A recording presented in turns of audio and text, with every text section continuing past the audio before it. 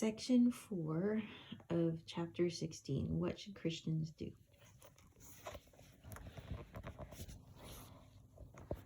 Here we go. Pursuing justice isn't easy. It's complicated to figure out what, if any, principles from the Bible apply to our current situation. After all, we're not trying to establish a new Israel. Rather, we're seeking to understand who God is, what justice looks like from his perspective, and where injustice reigns because of sin. We also want to know how to live as if justice actually exists, even when it's hard to understand or define, and to treat people as image bearers of God who have inherent rights. One Christian who grasps this is Bruce Strom, who founded Administer Justice, a nonprofit organization that offers free or low-cost legal services to Chicago's poor and elderly, as well as immigrants who don't understand the legal system. One of his first clients was a Brazilian woman trying to get her son back from her fiancé's family after her fiancé died in a car accident. The family had placed a voodoo curse on her, and she was terrified. When Strom explained that the voodoo curse was powerless because of the work of Christ on the cross, the woman trusted Christ as her Savior, and with one phone call, she was able to get her son back. Since then, more than 40,000 people have come to AJ and its network of 250 attorneys, seeking help on everything from tax problems to custody agreements. Other initiatives focus on caring for the children of prisoners. In 1991, Lauren Miller founded a Mennonite mission, New Horizons Ministries, to care for the babies of incarcerated women. The ministry is based in Fremont County, Colorado, which is home to 9 state and 4 federal penal institutions, including the notorious Supermax prison that houses some of the worst criminals alive. New Horizons host families, and nannies have cared for more than 142 children. The babies are taken to visit their mothers, who also receive mentoring and parental training to ease the transition back into family life upon their release. One former prisoner, Sherelle Brown, gave birth to her son, Micaiah, in prison. A New Horizon nanny cared for Micaiah, and the ministry helped Sherelle and continues to help her now that she's been released. Without New Horizons, I'd probably be back in prison. I didn't have to walk all by myself, Brown says. Now Brown is taking classes at a technical school and preparing for her future. These are astounding initiatives, but working outside the justice system can accomplish only so much. Ultimately, restoring justice means taking a hard look at serious problems in the system itself and seeing if biblical principles can make a difference in bringing about reform. Restoring justice. In today's system, criminal justice focuses on the government versus the defendant. The person who was wronged and the community stand almost helplessly on the sidelines. Restorative justice changes this. Instead of the government playing the victim, restorative justice encourages the government to pursue justice between the victim and the perpetrator. Restorative justice prioritizes participation of those who are harmed by crime, promotes accountability of those who are responsible, and cultivates community engagement, says Heather Rice-Minas. There are 5 goals of restorative justice: to attend fully to victims' needs, material, financial, emotional, and social; to prevent reoffending by reintegrating offenders into the community; to enable offenders to assume active responsibility for their actions; to recreate a working community that supports the rehabilitation of offenders and victims and is active in preventing crime; to provide a means of avoiding the escalation of legal justice and the associated costs and delays. Restorative justice works by enabling the victim and perpetrator to see each other as human beings.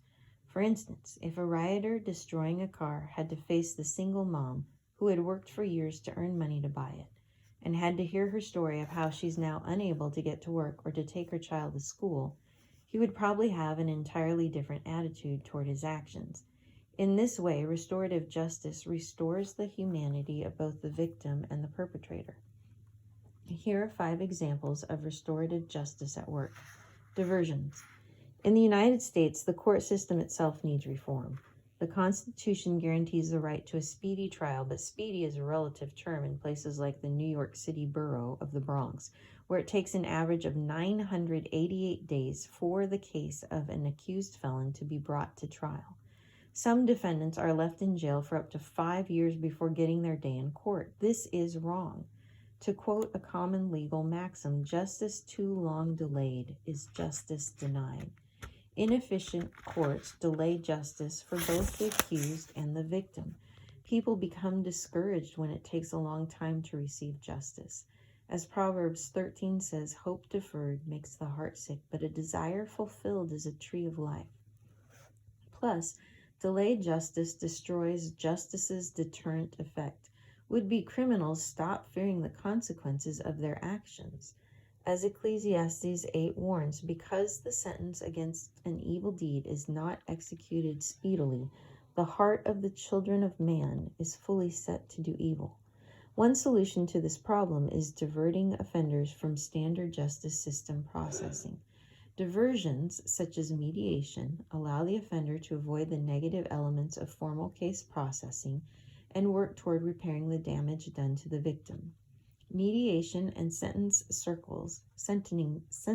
circles are other forms of diversion. In mediation, a mediator brokers an agreement to help restore what was lost. Typically employed in lieu of formal probation or prison, mediation usually applies to property offenders or low-level assault cases. In a sentencing circle, members of the community reach a consensus on the sentence in a discussion with the victim and the offender. In both cases, the victim and offender must choose this option over the right to a trial. Examples of agreements reached include apologies, restitution, and in some cases, community service. There are some parallels between the use of restorative justice in individual cases and its broader use in society. For example, a program in Fresno, California that mediates thousands of individual cases also successfully mediated a conflict between two rival youth gangs. Mediation also shows promise at an international level. Prominent restorative justice scholar Mark Umbright, who heads the University of Minnesota's Center for Restorative Justice and Peacemaking, has been called on to help mediate conflicts between Israelis and Palestinians. In South Africa, Bishop Desmond Tutu and the Truth and Reconciliation Commission created a national post-liberation public tribunal in which 22,000 victims and 7,000 offenders from the apartheid era shared their stories and explained their actions to one another in a safe space. Victim impact panels. In 1980, Officer Pat Todd was shot 5 times by a man who became angry when she issued him a parking ticket. As of 2008, Pat had undergone 41 reconstructive surgeries and lives with chronic pain. As a volunteer for the innovative Bridges to Life program, she hosts victim impact panels that help those who have committed crimes understand the full impact of what they've done. One inmate, Brian, whose brother had committed suicide, said that he was determined to do the same, but then he thought of Pat and how she could endure so much and still allow God to use her. As a former police officer, Pat helps put a human face to the enemy, softening hearts and helping offenders see their victims as brothers and sisters, moms and dads, and sons and daughters. Victim-offender mediation. John Sage found Bridges to Life after the brutal murder of his sister Marilyn. The program takes crime victims into the prison system for a several week-long program that empowers them to tell their stories. Inmates are rehabilitated by educating them about what their crimes have done to the victims, their families and friends, and the community. One of the volunteers had a 19-year-old brother who was killed while serving as a security guard. Through a victim-offender mediation program, she was able to meet with her brother's killer and express forgiveness to him, as well as receive forgiveness from God for her anger and bitterness. Research has shown that such programs satisfy the victim's need for justice.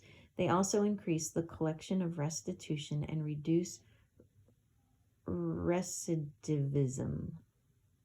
as many offenders come to realize that their actions haven't just violated the text of a law, but have harmed another person. Programs such as victim offender mediation are the default option in places like New Zealand, and there are now 300 such programs in the United States. Prioritizing restitution to victims. One key way restorative justice can make a difference is by prioritizing restitution to the victim over the payment of fines and fees to the courts. That can mean reducing or eliminating actual prison or jail time in favor of allowing a perpetrator to work and pay restitution to the victims.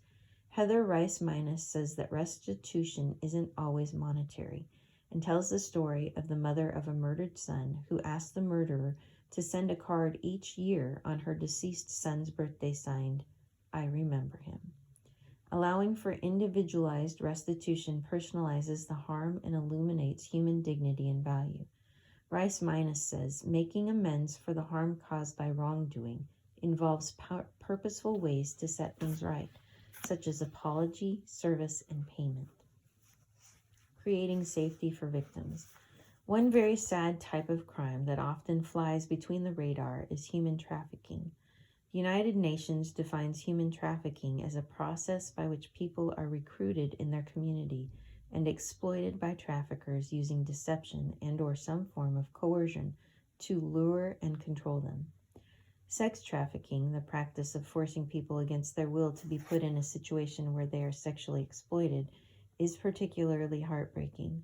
While women and girls are by far the most common victims of trafficking, it isn't unheard of for men and boys to be victims as well. Sex trafficking makes up roughly 58% of all trafficking cases globally. Efforts to stop it have been limited. However, one area of focus is to ensure that a greater percentage of such cases are reported.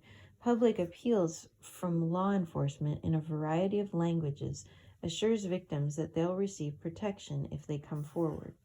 But many people are as afraid of law enforcement as they are of lawbreakers.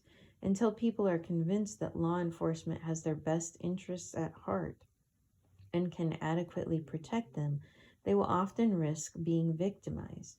Bringing injustice to light and creating safety for victims is of paramount importance. In addition to restorative justice, prison reform is also an essential key to restoring justice. Prison reform. The prison population is skyrocketing. For most of United States history, the prison population has been relatively stable. Prior to 1980, the incarceration rate remained below 125 prisoners for every 100,000 people. Deviations occurred with certain events, such as Prohibition, but the United States remained at or below this level during this time period. Then, in the early 1980s, incarceration rates began skyrocketing.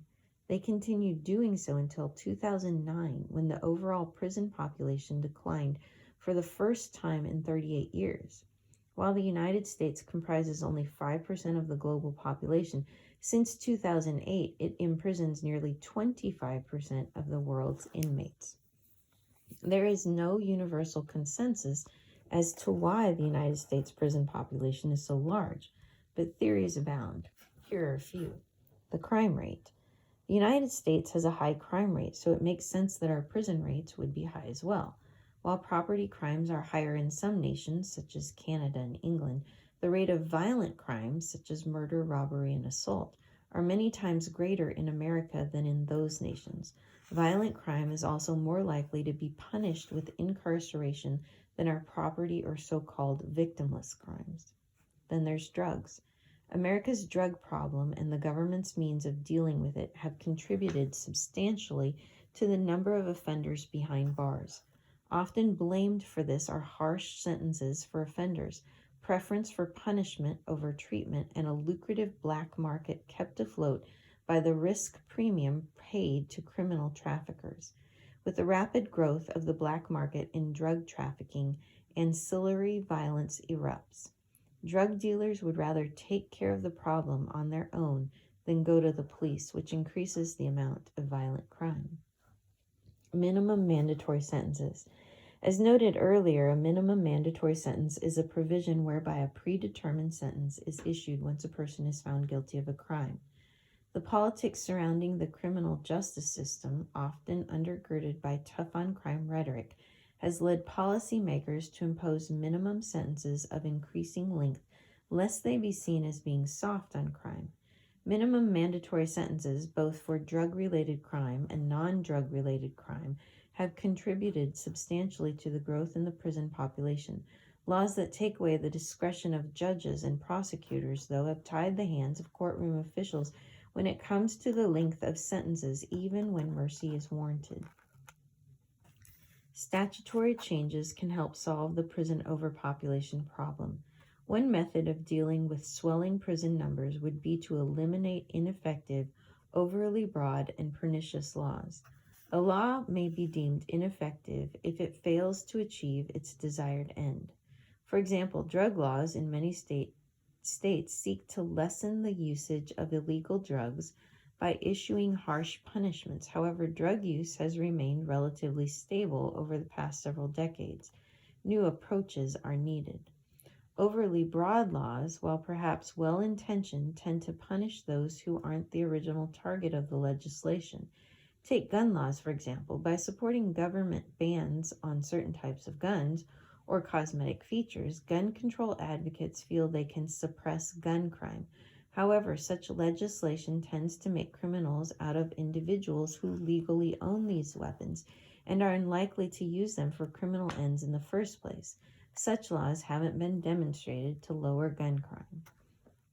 Pernicious laws are those that serve the interests of one group to the detriment of many other. Licensure laws are a good example. While most would agree that it's important for the doctors and lawyers to maintain professional licenses, there is little reason to license, as various states do, private investigators, bloggers, monks, tour guides, pumpkin and Christmas tree sellers, and interior designers. In several states, cutting hair without the appropriate license is a jailable offense in the name of upholding professional standards. Perhaps we should leave well enough alone. In the words of Sir Edward Coke, ignorance is a sufficient punishment for the unskilled who would violate these standards. Structural changes can help solve the prison overpopulation problem. The best way to reduce prison population is to prevent people from going to prison in the first place. There are a number of creative ways to do this. Community corrections. Offenders who pose little risk to public safety can be kept out of prison entirely. Offenders who are sentenced to probation or halfway house or issued some other community-based sanction can be monitored by law enforcement professionals, maintain gainful employment, pay taxes, and keep their families intact. Community sanctions also cost taxpayers far less than incarceration. In the past several years, many jurisdictions, such as Texas, have been able to reduce crime and incarceration simply by using funds to make community corrections more available. These funds have been used in the past to build prisons. Persuasion. As image bearers of God, people can change. Through timely intervention, many people who commit crimes might be persuaded to change their ways. Indeed, some of our greatest Bible heroes were murderers, including Moses and David. The Apostle Paul was at the very least an accessory to murder and was probably a conspirator in the stoning of Stephen. God changed these men, and they in turn changed the world. In one state, law enforcement officers host meetings with people who have compelling videotaped evidence against them for such crimes as drug dealing. The district attorney promises they won't be arrested during the 90-minute meeting, but if they refuse to attend, they'll be arrested immediately and prosecuted for their crimes. Officers show the offenders the evidence and explain what will happen to them if they don't turn from their lives of crime and seek normal employment. Family and friends are invited to plead with the accused as well. Finally, authorities tell the offenders that they've been put on a special list and will be aggressively prosecuted if they're caught again. In certain neighborhoods where this strategy has been employed, small crimes have dropped by 35%. Joseph Grenny and his colleagues state, those who go through the program and don't stay with their new job training or do commit a crime are also immediately arrested. Soon word gets out that the authorities are serious about what they say. This way, says Grenny, the accused enjoy the benefit of the threat without having to actually suffer its consequences. Community pressure. Civil rights activist Robert Woodson, the founder and president of the Center for Neighborhood Enterprise in Washington, D.C., offers an effective example of how to bring community relationships to bear in cutting down crime. Woodson established the Violence Free Zone program that crafts peace agreements between warring youth factions and creates life skill programs as well as job training and job placement services. The program looks for young leaders who are using their influence negatively and helps them transform it for the good. Youth advocacy. Linda White, whose daughter was killed by two 15-year-old boys, knows the grief of losing a child to violence. But White has become an advocate for youth offenders. I believe children are more than the worst thing they have ever done, she says. The change came for Linda when she was able to meet with one of her daughter's murderers in a mediated dialogue. The young man was deeply remorseful and didn't excuse his behavior as he described a life of abuse and neglect. Ultimately, he was released and is living a reformed life today. Mental health advocacy.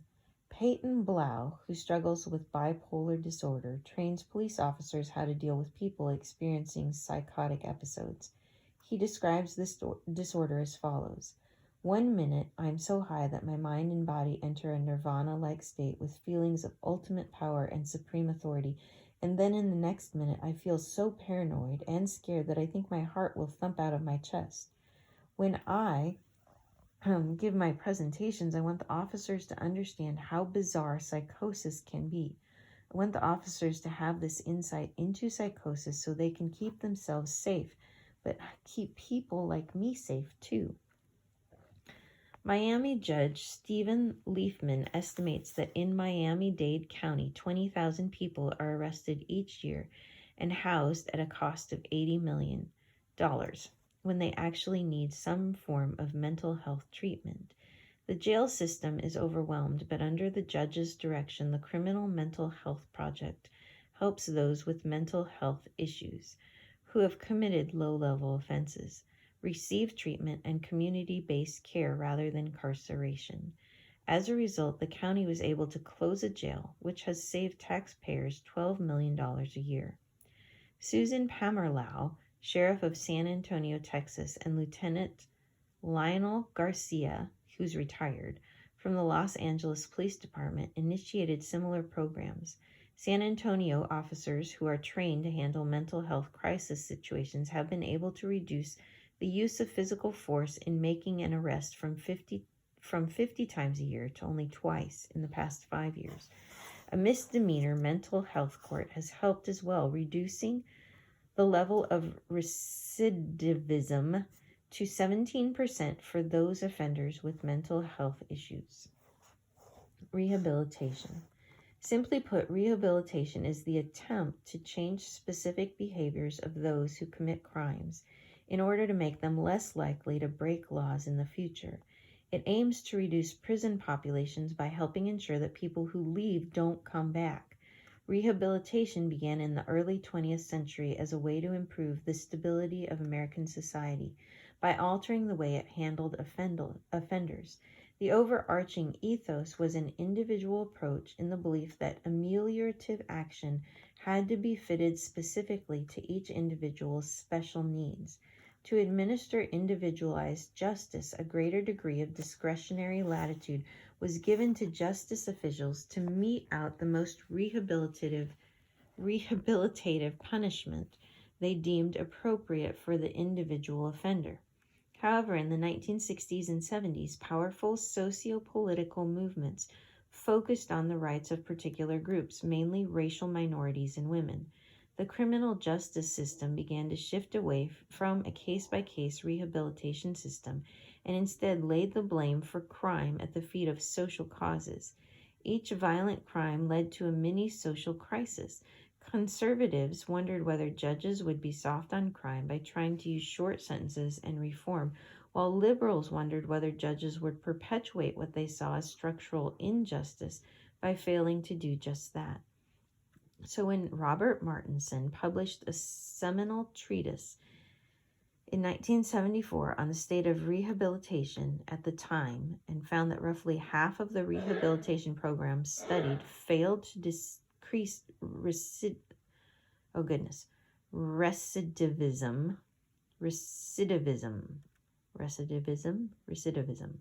Recidivism sounds better. Okay, let's go back to the sentence. So when Robert Martinson published a seminal treatise in 1974 on the state of rehabilitation at the time and found that roughly half of the rehabilitation programs studied failed to decrease recidivism, rearrests, and reoffending in the treated population compared to a sample of simple offenders, it was the final nail in the coffin for rehabilitation programs. Or so it seemed.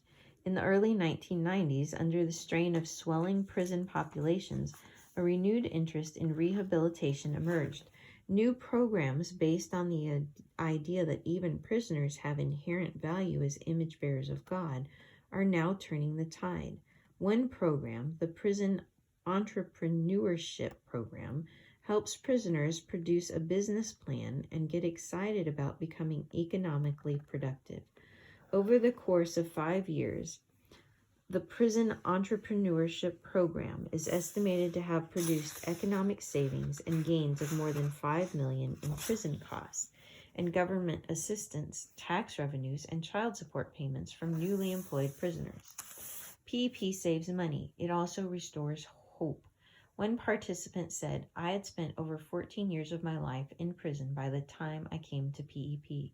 The program helped me to take a closer look at myself and make a lot of the internal changes that needed to happen for me to be ready to face the reality of life out here in the free world. Within 4 years, I am now managing not one, but 2 companies.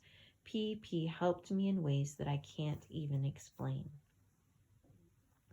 The participant noted that some of the benefits of the program also included a network of people who wanted to help him succeed, people who believed in him, opportunities to succeed, and hope.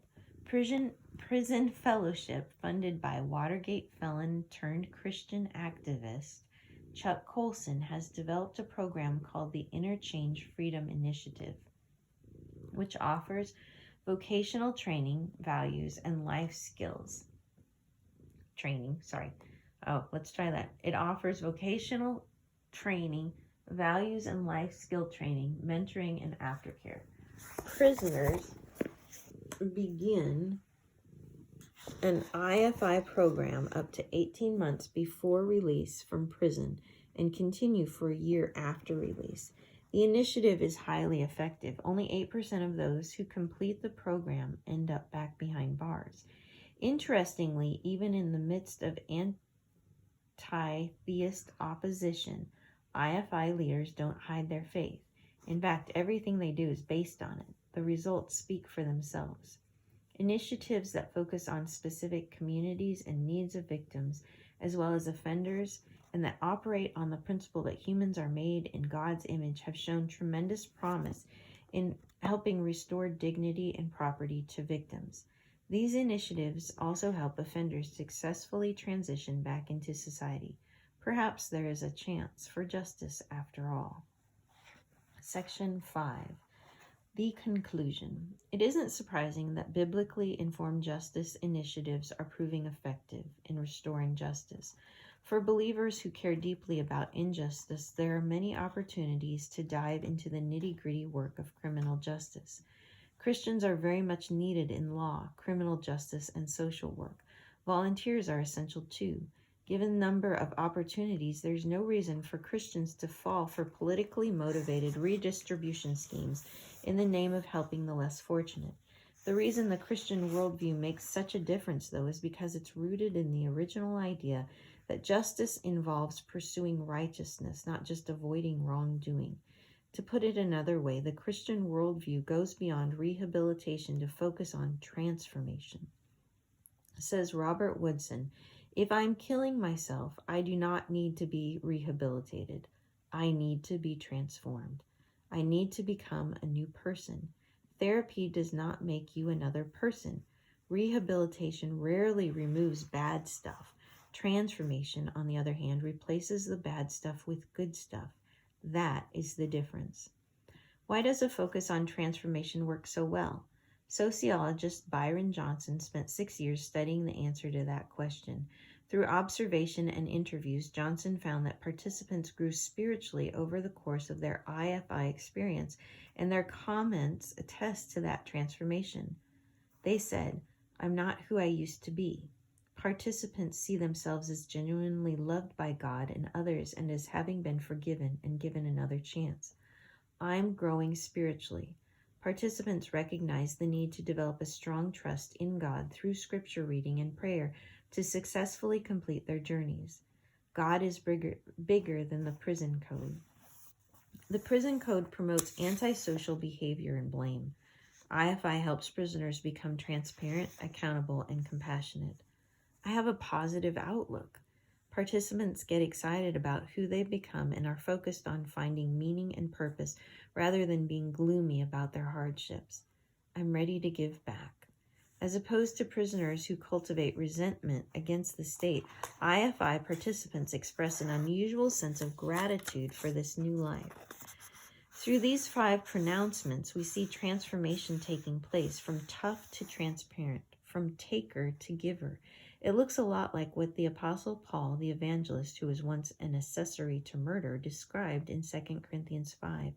If anyone is in Christ, he is a new creation.